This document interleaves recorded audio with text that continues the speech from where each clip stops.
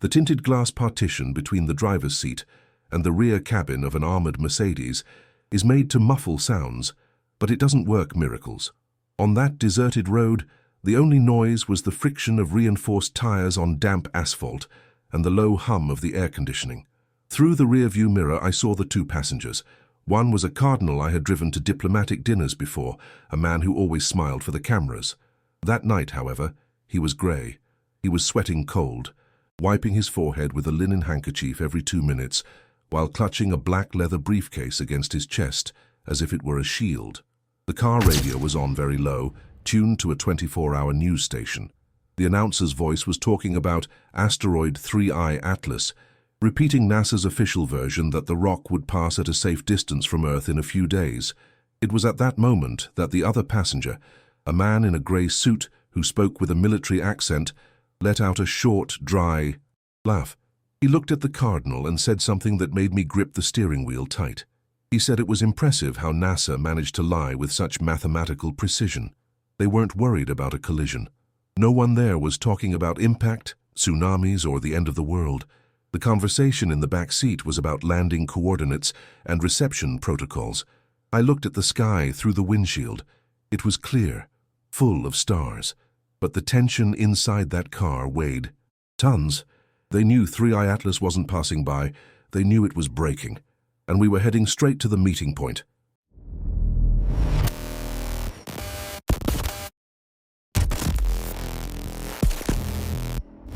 My name is Paulo, and I've been an executive driver in Rome for almost 30 years. My routine isn't glamorous like in the movies. It consists of waiting, silence, and discretion. My specialty is being invisible. I transport diplomats, heads of state, and, very frequently, the high clergy of the Vatican and their unofficial guests. My job requires eyes on the road and ears closed. I've seen brown envelopes full of cash-changing hands and secret mistresses being dropped off at luxury hotels, and I've never opened my mouth. To them, I am part of the car's furniture, a mechanical extension of the steering wheel. But that specific job completely broke the pattern. I was hired by a front private security company, not the official Holy See fleet. The contract required total availability during the early hours of the morning for 2 consecutive weeks. The route was monotonous and suspicious. Leave a side service access near the Vatican museums, take the old Appian Way to avoid traffic cameras, and head toward the lake region near Castel Gandolfo, where the Pope's summer residence is located. What made me uneasy wasn't the destination but the car's behavior. The Mercedes S-Guard is heavy, but that night the rear suspension was sagging almost to the limit. We weren't transporting people or ordinary luggage. The trunk of my car and the other 2 black. Vehicles in the convoy were loaded with dark wooden boxes, small but with an absurd density. I helped load one of them and almost threw out my back. They didn't have barcodes or modern tracking labels. They were sealed with thick red wax and tied with sisal rope, exhaling a strong smell of mold, old incense and oxidized metal. In global crises, the Vatican stockpiles food, water, and medicine. This time there was nothing for human survival. They were taking something very old out from within. The walls. It felt like they were paying a ransom or returning something that didn't belong to them. The armor of indifference I had built over 30 years in the profession began to crack on the 3rd night. We were stopped at a red light on the outskirts of Rome when the convoy braked sharply. Over the encrypted radio in the dashboard, lead security warned, "Carabinieri checkpoint ahead, total blockade." In any normal situation, cars with Vatican diplomatic plates, SCV, have immunity.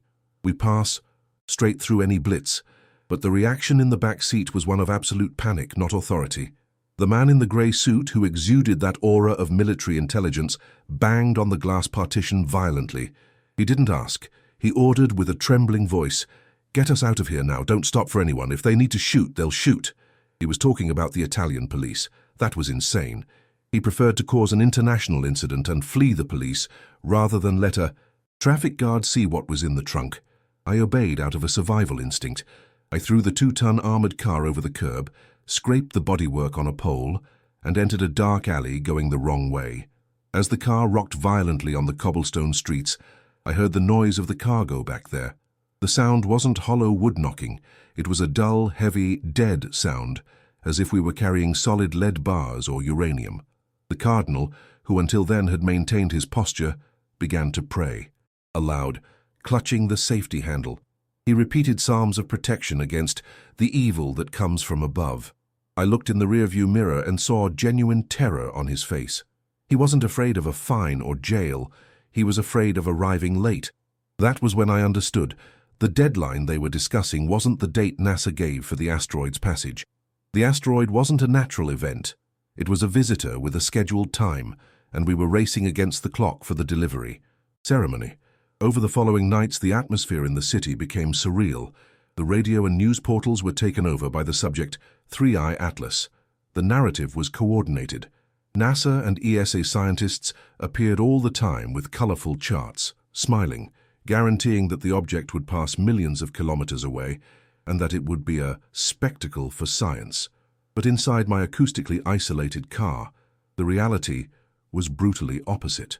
The institutional silence outside contrasted with the operational chaos inside. My passengers stopped whispering. The man in the grey suit spent the entire trip on a satellite phone, coordinating a military logistics operation. I heard fragments that froze my blood. He spoke about clearing airspace and radar suppression.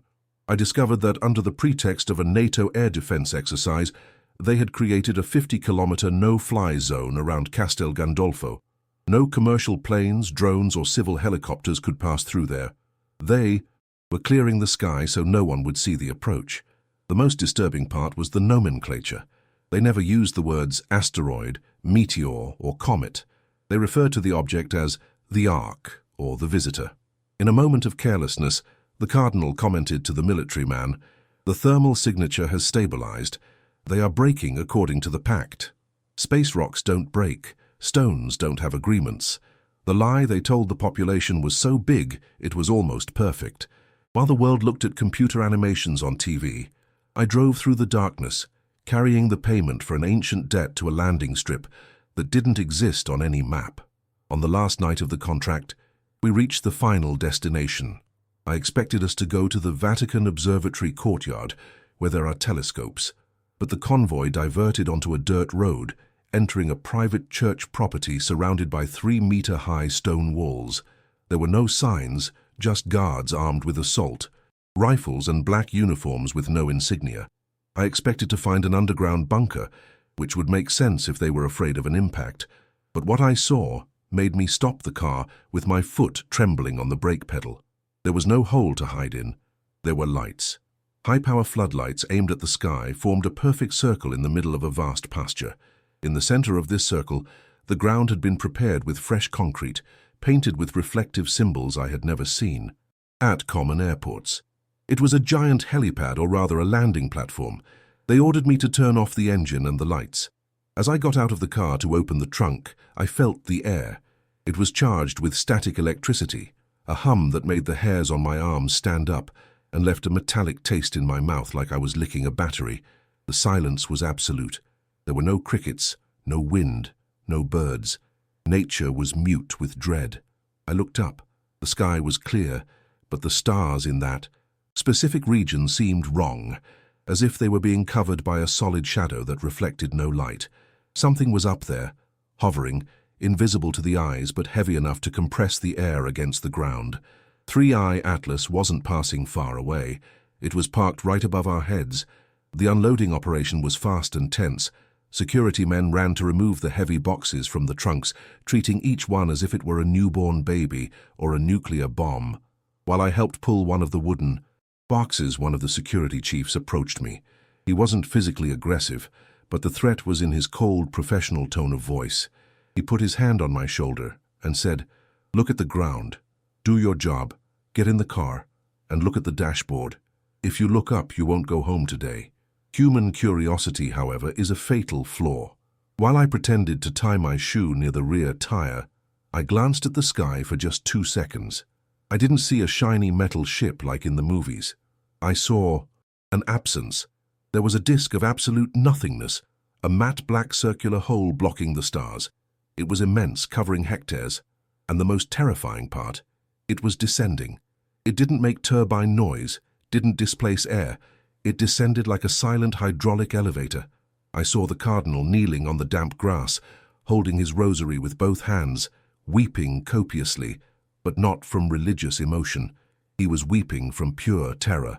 The man in the grey suit checked a wristwatch and looked at the object with the resignation of someone paying an inevitable tax. The security guard noticed my hesitation. He shoved me violently against the side of the car, slapped his hand on my chest, and said my service was over. I was escorted back to the driver's seat and ordered to leave immediately, without looking in the mirrors. The message was clear. What was happening there was not for human eyes. I drove back to Rome with my body numb, my hands locked on the steering wheel in a cramp of tension. My mind tried desperately to rationalize what I had just witnessed. NASA says it's an asteroid, TV says it's science, but I saw priests delivering ancient boxes, taken from the deepest vaults of the Vatican, to a technological shadow in the sky. What was in those boxes? Gold? No. The sound was different. Artifacts, ancient technology, or something they left here the last time they came and now returned to collect. On the way back, the car radio hissed and lost signal several times. The announcer, when the voice came back, spoke of a temporary global interference in GPS and satellite systems, blaming an unforeseen solar storm. I punched the steering wheel. I knew it was a lie. The interference was the object. 3i Atlas was so close, so low, that its magnetic field or camouflage technology was frying the electronic signal above Italy. The Vatican knew the exact day because they have the calendar. It wasn't an accidental astronomical discovery. It was an appointment. The asteroid is just the cover, the perfect excuse for humanity to keep sleeping, working and paying taxes without panicking, while the farm owners come to do the inspection and collect the tribute. The Vatican wasn't acting as a spiritual leader that night. They were acting like warehouse managers, rushing to return the stock before the final audit began. I received my payment the next morning, left in my mailbox in a brown envelope. No return address. The amount was high, in used bills, accompanied by a simple printed paper with a single phrase, "Silence is the guarantee of your retirement." I was never contacted by that company again. I sold my car, changed neighborhoods, and today I drive only for clueless tourists in the historic center. But I can no longer ignore the sky. Every time NASA announces an asteroid passing near Earth, I feel a shiver down my spine. I wonder if it's another visit. I wonder what else they are delivering in the dark, away from the cameras. Next time you hear about 3i Atlas or any other celestial body with a technical name and strange behavior, don't look at the graphic animation on TV. Look at what the elites are doing. See if they are hiding in bunkers or going into the open field with gifts in their hands. And have you seen any strange movement in your city? Lights where they shouldn't exist, roads closed for no reason, or unexplained interference in your GPS? Tell me here in the comments where you are from and what you have seen. The world is big, but we are watching. Subscribe to the channel and turn on the bell, because here we speak what the driver saw in the rearview mirror when they thought no one was looking.